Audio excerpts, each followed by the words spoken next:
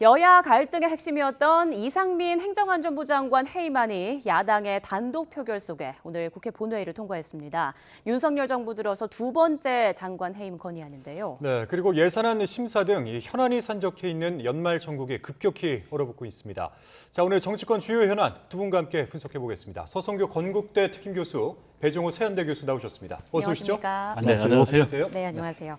자, 앞서 말씀드린 대로 오늘 이상민 장관의 해임 건의안, 여당인 국민의힘이 퇴장한 상황에서 야당의 단독 의결로 본회의를 통과했는데요. 당시 상황 화면으로 잠깐 보고 오겠습니다. 가 182표, 무효 1표로서 가결되었음을 선포합니다. 민주당의 생각이나 입장을 반영한 그런 절차가 아닙니다. 여전히 정말 상상할 수도 없는 대참사가 벌어진 것에 대한 정치 도의적, 행정적 책임을 먼저 물어야 한다는 우리 국민의 목소리가 압도적입니다. 네, 찬성 182표, 무효 1표 이렇게 야당과 무소속 의원들의 압도적인 찬성으로 통과가 됐는데 먼저 서 교수님 예상된 수순이었죠? 예, 그렇다고 볼 수 있습니다. 예.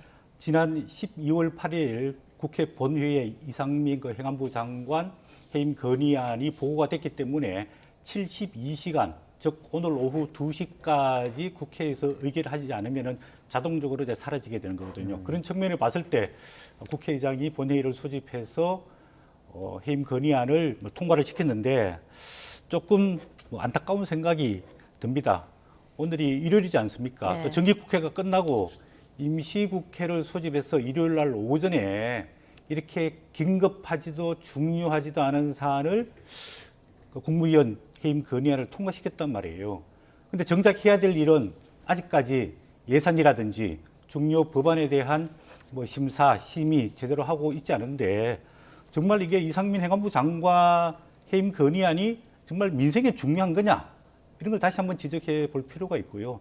또 만약에 대통령이 거부권을 행사하게 되면은 사실은 해임 건의안이 정치적인 압박은 되지만 실효성이 또 없는 거거든요. 예. 그다음 또 명분적인 측면에 봤을 때 물론 안전 재난 문제에 최고 책임자인 행안부 장관이 도의적인 책임을 질 수는 있는데 아직까지 경찰 특별수사본부에서 조사를 하고 있고 또 예산이 통과가 되고 나면은 국정조사가 예정돼 있지 않습니까? 그런 과정을 통해 가지고 책임 규명을 정확하게 할 필요가 있다고 보여졌는데요. 예.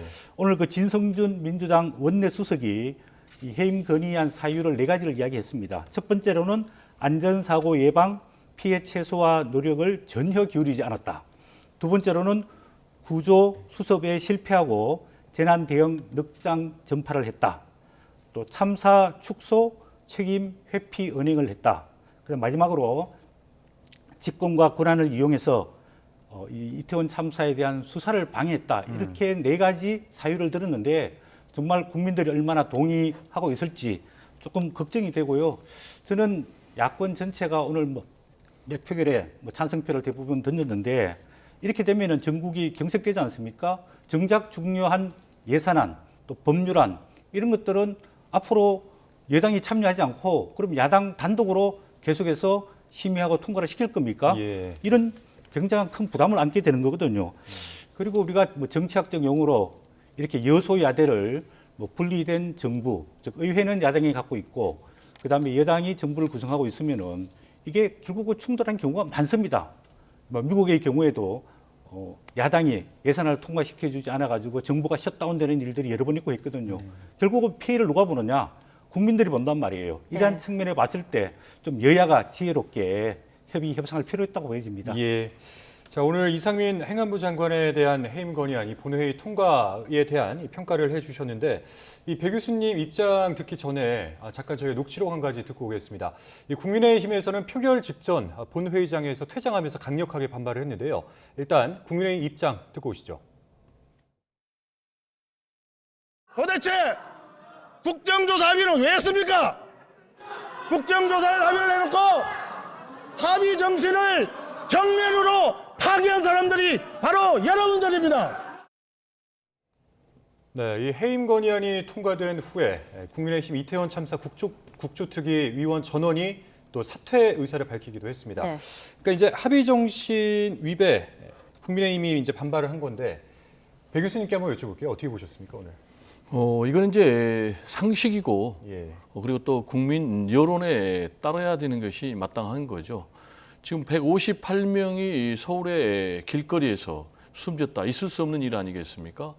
더구나 이 사고의 책임이 정부에 있는 것이 명명백백하게 밝혀졌지 않습니까? 사고 예방에도 실패했고 구조에도 실패했고 그리고 또 수습에도 실패했고 책임을 지는 것에도 실패했는데 지금 이 부분에 대해서 아무런 문제가 없다라고 우리 교수님께서 얘기를 한다는 것은 상당히 좀 실망스러울 수밖에 없는 것이죠. 그리고 또 국민 여론을 보면요. 정부가 책임이 있다가 70%가 넘고 이상민 행안부 장관 등에 대해서 책임을 물어야 된다라는 여론이 지금 당초에 50% 넘는데 지금 이제 70% 넘는 그런 여론조사까지 있거든요. 이런 상황임에도 불구하고 지금 대통령께서는 진정언니 사과를 해놓지 않고 있고 지금 뭐 주무부처 장관 같은 경우는 나몰라라 계속하고 있는 상황. 그러면 이제 이상민 장관에 대한 해임 건의안 처리 문제는 이미 예고를 했거든요. 예. 그러니까 윤석열 대통령께서 확실하게 좀 책임을 물어라. 그렇지 않으면 해임 건의안을 처리하겠다라고 했음에도 불구하고 지금 윤석열 대통령께서는 나몰라라 하고 있기 때문에 국회에서는 법적 책임을 물을 수밖에 없는 거예요. 그래서 이제 해임 건의안 처리를 했고 지금 이런 상황에서 계속해서 지금 윤석열 대통령께서 또 이 수용을 안 하고 나몰라라라고 할 경우는 이제 다음 2단계로 지금 민주당에서는 탄핵 소추안을 또 추진할 수밖에 없는 거예요. 그러면은 어떻게 되겠습니까? 더 강대강으로 갈 수밖에 없는 것이죠. 따라서 지금 상황에서는 윤석열 대통령도 확실하게 좀 국민들에게 사과를 하고 예.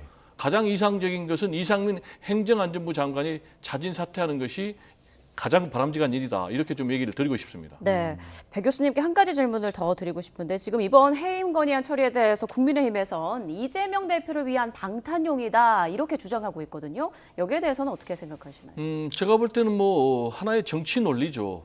좀 궁금한 게 논리가 맞지 않다고 보는 게요. 지금 이상민 행안부 장관에 대한 해임 건의안을 처리하면은 이재명 대표에 대해서 방탄이 됩니까? 그리고 지금 검찰의 수사가 중단이 됩니까? 검찰의 수사는 계속 되는 거예요. 죄가 있으면 책임을 물어야 되는 것이고 죄가 없으면 책임을 물을 수가 없는 거예요. 근데 여기다가 지금 갖다 끼웠거든요. 그러면 두 번째로 국민의힘에서 또 논리가 정쟁화를 일삼고 있다라고 했거든요. 그러면은 지금 이상민 장관의 해임 건의안을 가지고 지금 뭐 국정조사를 보이콧하겠다라는 것이 지금 정쟁화하고 있는 것 아니겠습니까? 그리고 이상민 행안부 장관의 해임 건의안을 처리를 하면은 예산안까지 또 파행으로 갈 수밖에 없다라고 얘기하는 것이 지금 정쟁 아니겠습니까? 저는 그런 점에서 지금 국민의힘에서 주장하는 논리가 전혀 맞지 않다라는 좀 생각을 합니다. 네, 서 교수님 의견도 좀 들어볼게요. 예, 뭐 이재명 이제 그 민주당 대표에 대한 뭐 소환 조사가 임박해 있지 않습니까? 왜냐하면 이제 뭐 왼팔 오른팔에 얘기하는 김용 전 민주연구원 부원장도 이제 기소가 돼 있는 상황이고 정진상 실장도 이제 구속이 됐다가 기소가 됐지 않습니까? 예, 그런데 그렇죠. 마지막 남은 수사는 결국은 이재명 민주당 대표에 대한 수사입니다. 그래서 이번에 12월 9일 정기국회 때까지 예산안과 법률안을 통과를 안 시키고 또 10일부터 한 달간 동안 임시국회를 열었거든요. 임시국회를 열게 되면은 현행법인 경우를 제외하고는 국회의원에 대해서 체포 구금을 할 수가 없게 돼 있습니다. 국회에서 임명급 체포 동의안을 받아야 되거든요. 예. 그러면 민주당의 절대의석을 갖고 있기 때문에 이재명 대표 체포 동의안에 반대를 할 겁니다.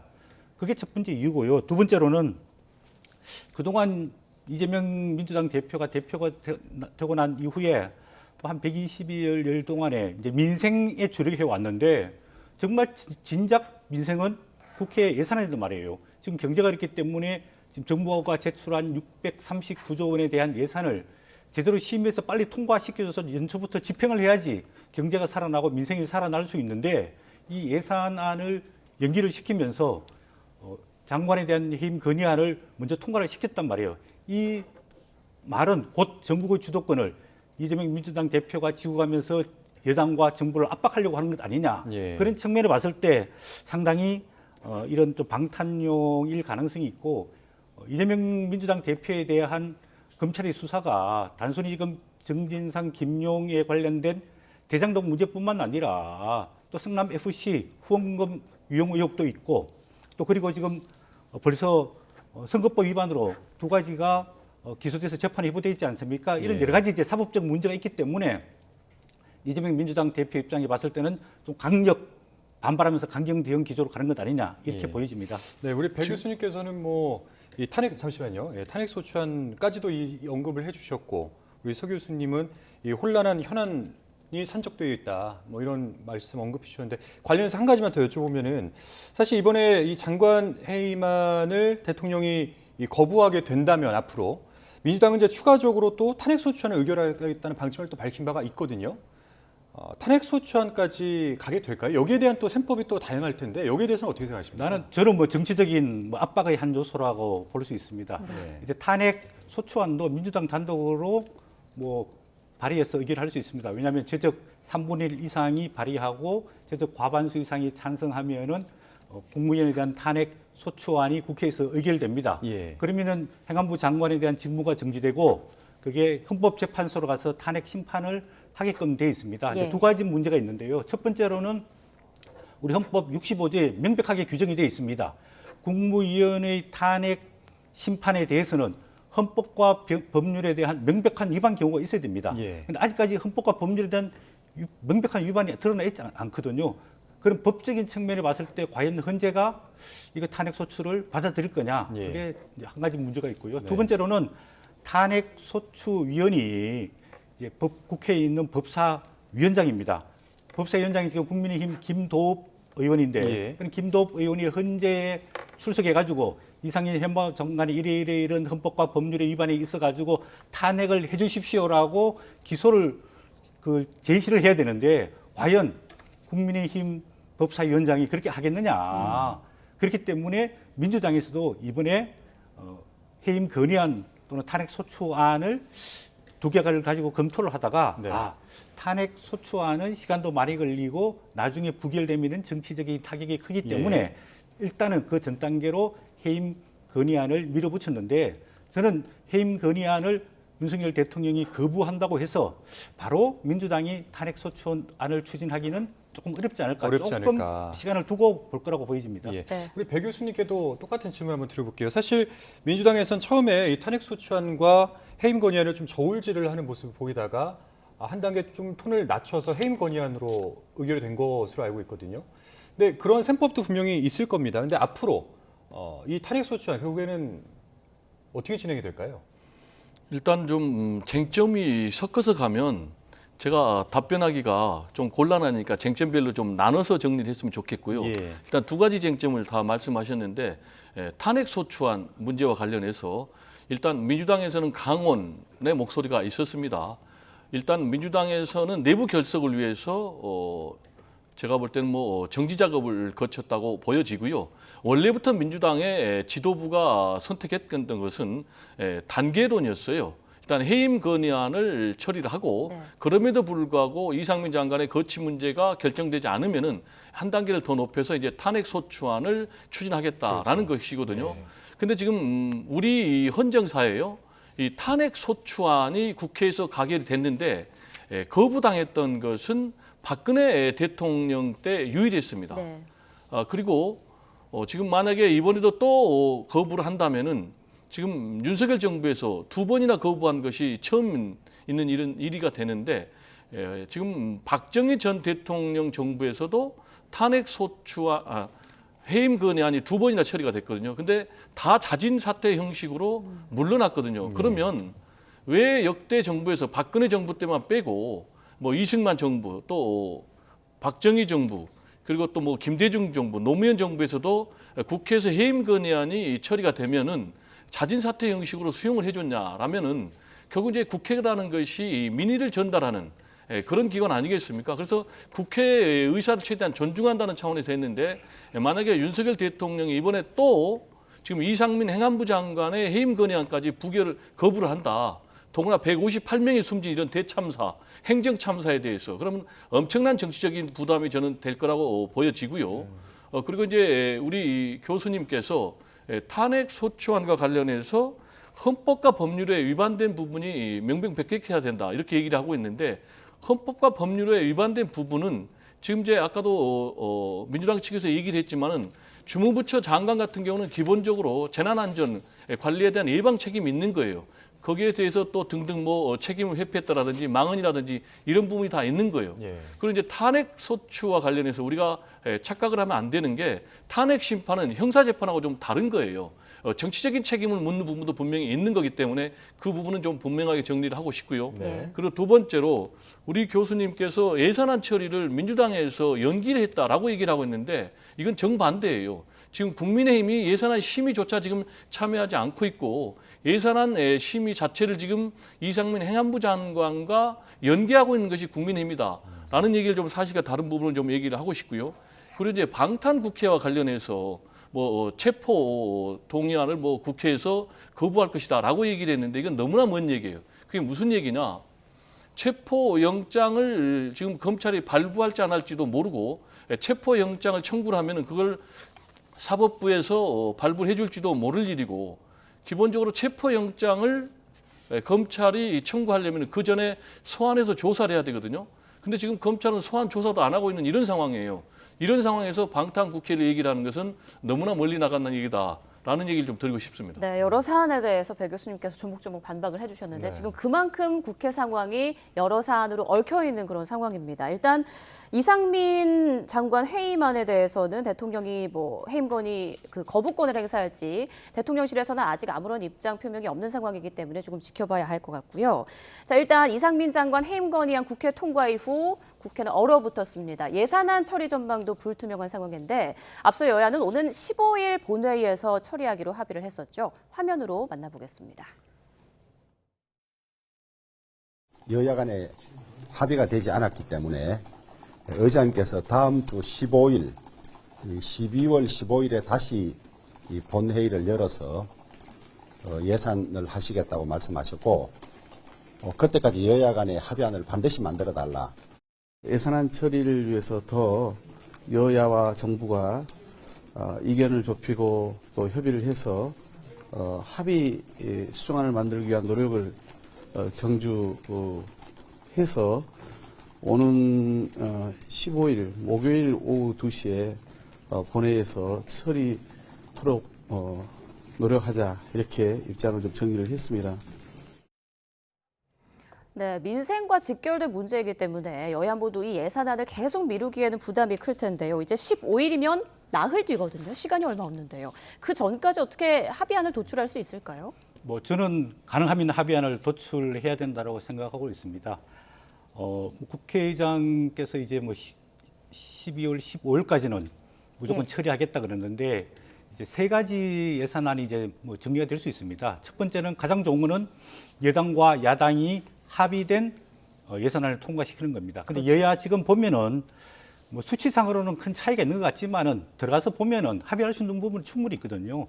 지금 이제 정부 예산안이 내년도 639조 원인데 여당은 약 한 1조 3천억 정도 감액을 해야 된다 이렇게 주장을 하고 있고 야당은 7조 7천억 정도 감액을 해야 된다라고 주장을 하고 있는데 그 중간 어느 선에서 타협을 할 수 있습니다. 내부에 들어가 보면은 가장 큰 쟁점은 법인세 최고 세율 인하 문제입니다.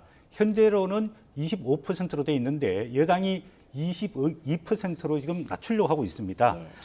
보통 법인세 최고 세율은 과세 표준으로 3천억 이상의 기업, 우리나라 지금 기업들 중에서 한 100개 정도 해당되고 있는데요. 예. 이 부분이 경제가 어렵기 때문에 기업에 법인세를 인하해 주면은 투자 여력이 생기고 투자를 하게 되면은 고용이 창출될 수 있다. 이게 여당의 주장이고 야당에서는 왜 부자 기업들을 세금을 감면해 주느냐, 중소기업이나 국민들 세금을 감세해 주자 그런 이야기가 있는데 둘 다 맞는 이야기입니다. 이거는 뭐 경제학적으로 어느 게 더 입증이 됐다고 이야기하기 힘든데 그러면 25%를 22%가 아니라 뭐 23% 또는 뭐 22%, 4%로 합의를 할 수 있습니다. 또 국회의장이 중재안을 냈는데 이거를 뭐 2년 정도 유예해가지고 22%를 이해하는 건 어떻겠느냐 이렇게 합의될 수 있는 부분들이 있거든요.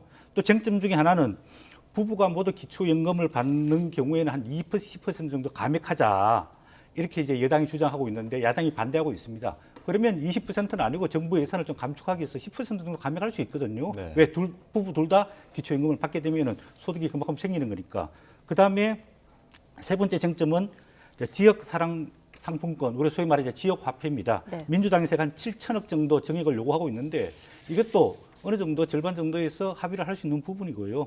그다음에 쟁점 중에서 이제 행안부 경찰국에 신설을 냈는데 이 예산을 전액 삭감하겠다. 이제 민주당에서 이렇게 하고 있는데 이 부분도 여야 간에 이 네 가지 쟁점을 가지고 원만하게 합의할 수 있는 합의안이 될 수 있다고 보는데 예. 문제는 이 예산안이 아닌 다른 정치적인 사안들이 겹쳐지면서 조금 어려운 생각이 듭니다. 앞으로 이제 4일 남았는데 하루는 개수 조정하고 마지막 정리 작업을 하기 때문에 그 협상할 수 있는 시간은 한 3일 정도 좀 남아 3일 있거든요. 정도. 그래서 합의안을 만들든지 아니면 합의안이 이루어지지 않게 되면은 정부가 제출한 예산안을 찬반을 묻고 통과를 시키든지 예. 아니면 민주당에서 야권에서 수정안을 내게 되면은 수정안에 표결해서 민주당 단독으로도 통과를 시킬 수 있는 겁니다. 그렇죠. 물론 그 책임은 이제 민주당이 져야 되겠죠.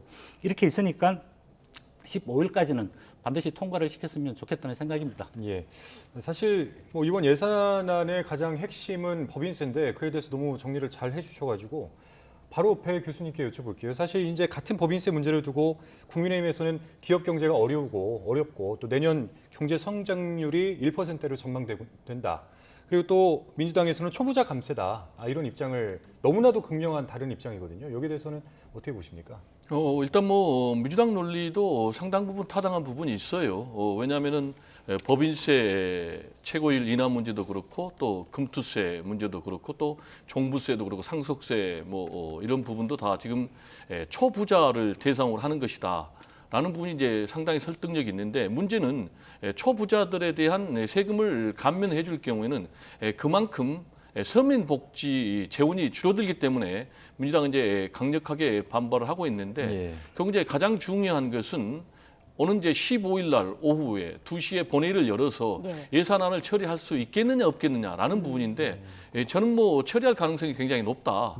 이렇게 전망을 합니다. 그 이유는 세 가지인데요. 첫 번째로는 지금 예산안과 관련해서 국민의힘에서 이상민 행안부 장관의 거취 문제를 연결해 왔거든요. 근데 역설적으로 지금 해임 건의안이 처리가 돼버렸기 때문에 네. 이 걸림돌이 어느 정도 해소가 됐다라고 볼 수가 있어요. 물론 다음에 2단계로 윤석열 대통령이 수용을 안 하면은 탄핵 소추안을 이제 또 추진할 수 있는 문제가 남아 있지만은 저는 어떤 점에서는 이 부분은 지금 예산안 문제하고 좀 분리됐다라고 봅니다. 그리고 두 번째로는 지금 여야가 상당히 다 부담이 되는 거예요. 지금 아시겠지만은 민생 경제가 이렇게 지금 어려운 상황이 없거든요. 우리나라 경제 성장률이 마이너스 성장을 보인 것은 뭐 IMF 비롯해가지고 지금까지 3번밖에 없는데 지금 뭐 내년도 경제 성장률도 지금 마이너스가 예상이 된다는 것 아니겠습니까? 이런 상황에서 예산안을 지금 뭐 15일 날 처리한다고 그래도 지금 뭐 당초에 정기국회보다 6일이나 늦어진 그런 상황인데 이걸 국민들이 용납을 하겠느냐.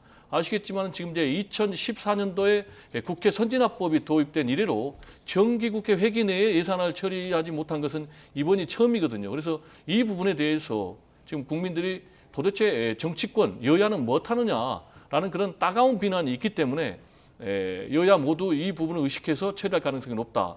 이렇게 보여지고요.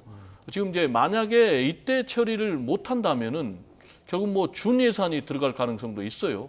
그럼 이것도 이제 1960년도에 도입된 이래로 한 번도 이 제도가 시행된 적이 없거든요. 그래서 지금 이재명 대표 같은 경우는 정 안 되면은 정부안도 안 되고 준예산도 안 되고 야당 단독안으로 처리하겠다라는 이제 그런 입장인데 여기서 이제 서로 절충할 수 있는 가능성이 높은 게 야당은 감액할 권한이 있습니다. 그러나 증액할 권한은 없어요. 증액할 권한은 지금 여권이 갖고 있거든요. 따라서 이런 정치적인 부담을 다 여야가 갖고 있기 때문에 저는 서로 합의를 할 가능성이 높다. 이렇게 좀 전망을 합니다. 네, 알겠습니다. 이제 다음 이슈로 좀 넘어가 보겠습니다. 연말이 다가오면서 신년 특별 사면 이야기가 나오고 있는데 일단 이명박 전 대통령은 유력해 보이고요.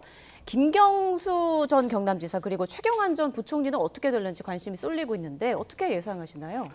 예, 뭐 특별 사면은 대통령께 이제 헌법 부여한 권한이라고 볼 수 있죠. 헌법 79조에 사면, 감형, 복권을 명할 수 있다 이렇게 규정이 되어 있는데 이게 지금 이제 신년 특사인지 아니면은 성탄절 특사인지 시기 때문에 약간 그 개념이 조금 혼동되고 있는데 예. 뭐 신년이든 성탄절의 날짜 차이가 얼마 나지 않기 때문에 신년 특사라고도 볼 수 있겠습니다.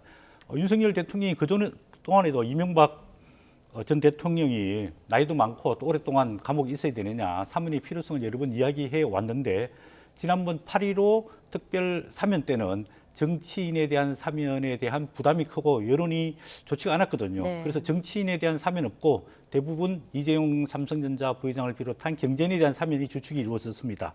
그런데 이번에는 조금 이런 부정적인 여론도 없어지고 국민 대통합을 위해서 여야 정치인에 대한 사면을 해야 된다. 이런 뭐 정부와 또 국민의 여론의 뒷받침도 있는 것 같습니다. 이명박 전 대통령 41년생이니까 지금 만으로 82 되죠. 새해가 되면 나이도 많고 건강이 안 좋아서 지금 형 집행정지로 바깥에 있는데 아무래도 곧 뭐 사면이 되지 않을까 이렇게 보도를 보면은 예상이 되고 있고 이에 맞춰서 그동안에 뭐 특활비 유용 문제로 5년형을 받고 지금 가석방 중인 최경환 전 경제부총리 또 남재준 이병기 전 국정원장에 대한 사면도 함께 이야기가 나오고 있는 것 같습니다. 또 김경수 전 경남지사 형 만기가 내년 5월이거든요. 조금 앞당겨서 사면한다 이런 보도가 나오고 있고 예. 또 그 전병헌 전 정무수석에 대한 사면론 이런 것들이 나오고 있어서 이번에 좀 국민 대통합적 경제도 어렵고 또 국민도 갈등 대립하고 있는데 정치인에 대한 사면이 이루어지면서 국민에 대한 좀 대통합 이런 게 좀 필요하다고 보여집니다. 예. 근데 이 김경수 전 경남도지사를 두고는 이제 복권 없는 사면 가능성이 언급이 되고 있는 것으로 알고 있습니다. 그렇게 되면은 2028년도까지는 출마를 할 수 없는, 그러니까 내후년에 총선이 있지 않습니까? 이 총선은 나갈 수 없는 그런 사면이 되는 걸 텐데 그렇다면은 사실 김경수 전 경남도지사 같은 경우는 친문의 적통으로 또 평가를 받지 않았겠습니까? 그러니까 이런 상황들을 봤을 때 여권에서도 친문 결집을 좀 경계하고 있다 이렇게 분석을 할 수 있을까요? 어떻게 보십니까, 배 교수님? 지금 이제 이재명 대표에 대해서 비명 또는 뭐 반명해서 목소리를 높여가고 있는 것은 사실이에요. 예. 그런데 뭐 그 반발 세력이 아직까지는 뭐 그렇게 크다고 할 수는 없어요. 지금 그리고 단일 대우를 형성하고 있는 것이 지금 검찰의 대대적인 사정 드라이브에 대해서 민주당 같은 경우는 야당 탄압이다, 이재명 죽이기다라고 이제 이미 규정을 하고 단일 대우를 형성을 하고 있기 때문에 검찰이 결정적인 뭐 물증을 제시하지 않는 이상 이 단일 대우가 쉽사리 흩어질 것 같지는 않고요. 다만 이제 김경수 전 경남지사가 사면 또는 이제 복권돼 가지고 풀려난다면은 일정 부분 지금 친문의 90점 역할을 하는 사람이 없기 때문에 그런 부분에 대해서 90점 역할은 할 수 있을 것으로 보여집니다. 다만 이제 사면을 해줄 것이냐 아니면 복권까지 해줄 것이냐라는 이제 것과 관련해서는 일단 사면은 해주는데 네. 복권까지는 좀 어렵지 않느냐라는 그런 전망이 지배적이거든요.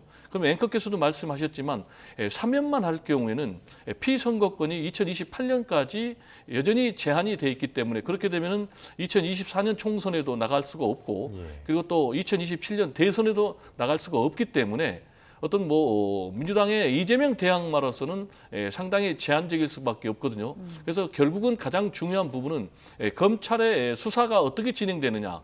라는 부분인데요. 현재까지는 검찰에서 결정적인 물증을 내놓지 못하고 있고 그리고 또 김용 그리고 또 정진상 두 사람 다 혐의를 전면 부인하고 있는 이런 상황이기 때문에 앞으로 검찰의 수사가 어떻게 진행되느냐에 따라서 반 이재명 또는 또 비이재명의 목소리가 어느 정도 커질 수 있을지가 좀 결정되지 않을까 이렇게 전망이 됩니다. 네, 참고로 좀 말씀을 드리면 일단 사면은 형의 집행을 면제하는 거고 복권은 정지나 상실됐던 그런 자격을 다시 회복을 해주는 건데 만약에 김경수 전 지사가 복권이 된다면 민주당 또한 좀 부담일 것 같아요. 이게 친문 대 친명 구도가 좀 부담스럽지 않을까요? 저는 뭐 굉장히 정치공학적인 이야기라고 생각이 듭니다. 네. 아직은 잠정적인 이야기이기 그렇죠. 때문에. 네. 그리고 김경수 전 경남지사가 물론 친문 또 친노의 적자인 것은 분명하지만은 2017년 대선 때 두루킹, 즉 소위 말해서 댓글로 인해서 여론 조작에 개입한 혐의로 형을 받았단 말이에요. 그런 측면에 봤을 때 정치적으로 다시 복구되기가 어렵지 않을까, 쉽지는 않다 그런 생각이 들고 뭐 본인이 역할을 할 수 있으면은 다음 총선 때나 지방선거 때 뭐 뒤에서 배후에서 지원해주는 그런 역할 정도 하지 않을까 이렇게 보여지고 있고 이제 민주당의 딜레마가 만약에 이재명 당대표 거치가 어떻게 결정이 되고 나면 그 이후에 누가 당을 맡아가지고 야당을 운영할 거냐 이런 이제 논란이 뭐 벌어질 거라고 저는 보여지고 있는데 저는 포스터 만약에 이재명이라 그러면은 정말 새로운 정치 세대들이 나와서 좀 이렇게 민주당도 새로운 정치 세대 또 여당도 새로운 정치 세대가 나오면서 정치권 전체가 좀 교체되는 그런 계기가 좀 되면 좋지 않을까 그런 바람이고 그런 생각입니다. 알겠습니다. 자, 한 주간 정치권 주요 현안 서성교 건국대 특임교수 배종호 세한대 교수 함께 이야기 나눠봤습니다. 오늘 말씀 고맙습니다. 고맙습니다. 네, 감사합니다. 고맙습니다.